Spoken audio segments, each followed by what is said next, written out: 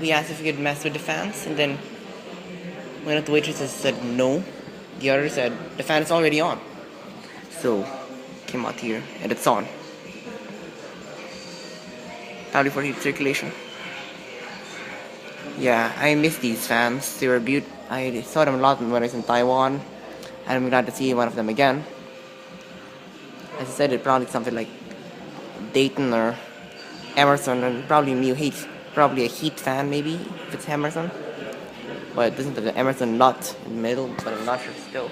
Another thing I noticed is it's very cool industrial exhaust fan. And something else.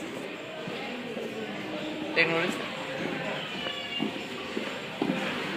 I mean, it was a bit confusing because there's someone who face, there's this Japanese woman, came me, said it was off, and then there's this Asian woman, probably American, told me it's on already, it is off when it came here, but it's a bit confusing, maybe it's just a big coincidence.